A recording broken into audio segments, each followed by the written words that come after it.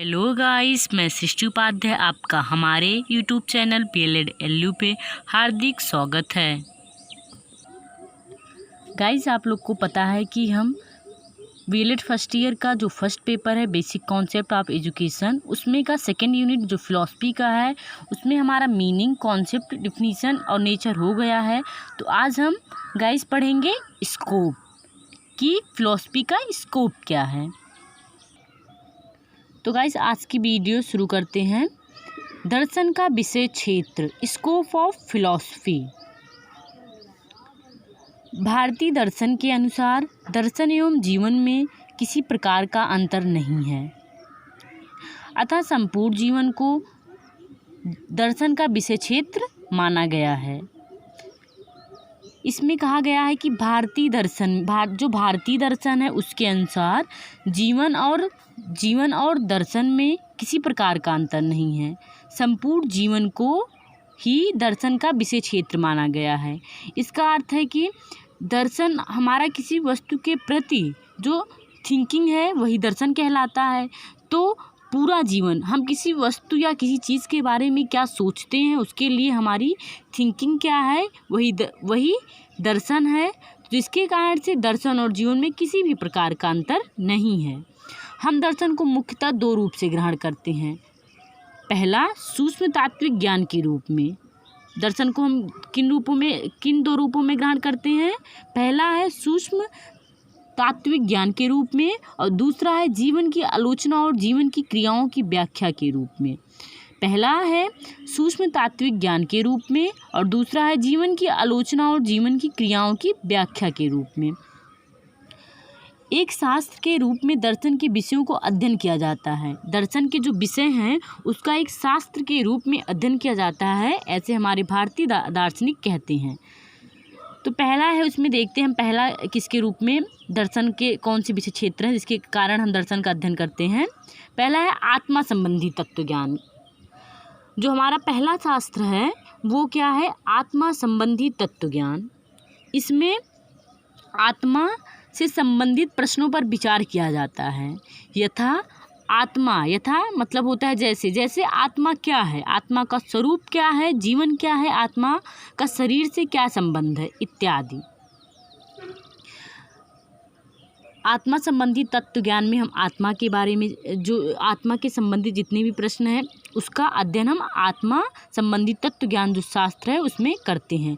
दूसरा है हमारा ईश्वर संबंधी तत्व ज्ञान। इस विषय में प्रश्नों के उत्तर खोजे जाते हैं, जैसे कि ईश्वर क्या है। ईश्वर संबंधी तत्व ज्ञान में हम ईश्वर के जो संबंधित प्रश्न हैं उसको खोजते हैं, जैसे ईश्वर क्या है, उसका अस्तित्व क्या है, वो है या नहीं है, ईश्वर का स्वरूप कैसा है इत्यादि प्रश्नों की खोज हम जो ईश्वर संबंधी तत्व ज्ञान शास्त्र है उसमें करते हैं। अब है तीसरा है सत्ता शास्त्र। इसमें अमूर्त सत्ता अथवा वस्तुओं के तत्व के स्वरूप का अध्ययन किया जाता है। यथा जैसे ब्रह्मांड के नाश्वर तत्व क्या हैं, ब्रह्मांड के अक्षर तत्व कौन से हैं। सत्ता शास्त्र में हम ब्रह्मांड की वस्तुओं के बारे में अध्ययन करते हैं। और हमारा चौथा है सृष्टि शास्त्र।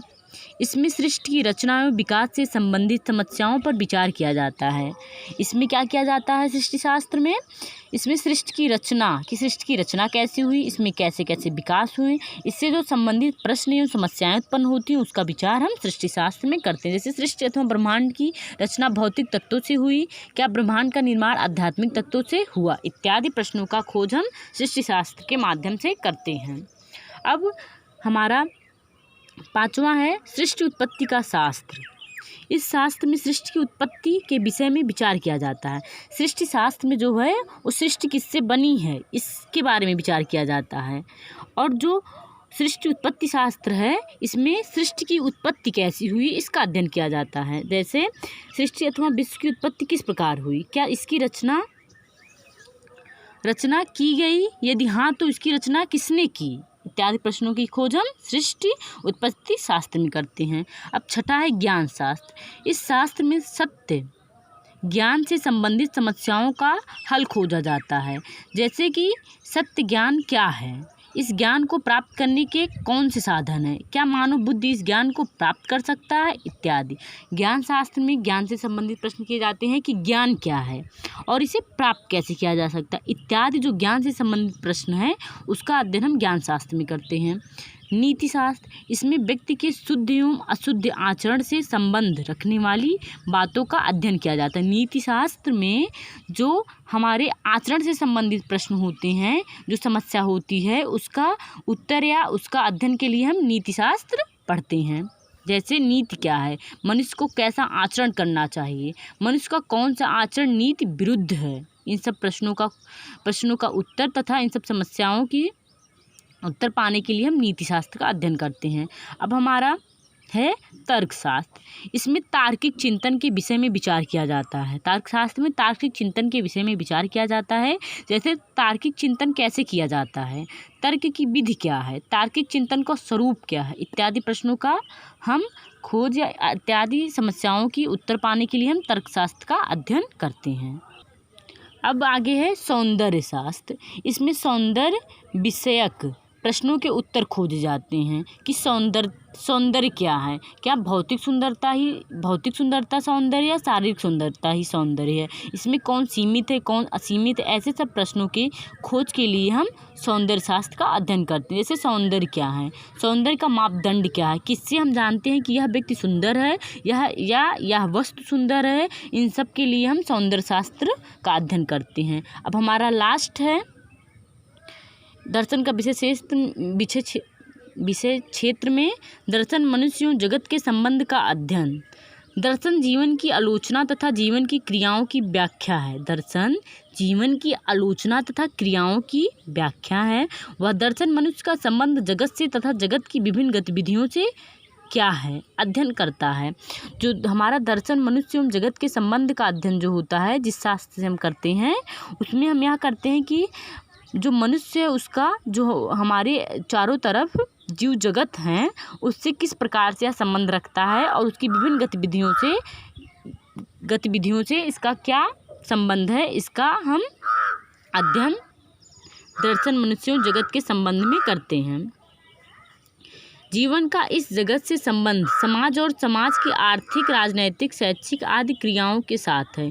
इन सभी विषयों में समस्याओं के अध्ययन के साथ उनमें आदर्श एवं मूल्यों की स्थापना होती है। तो गाइस, दर्शन के क्षेत्र में दर्शन का क्षेत्र हम एक विषय के रूप में उसका अध्ययन करते हैं।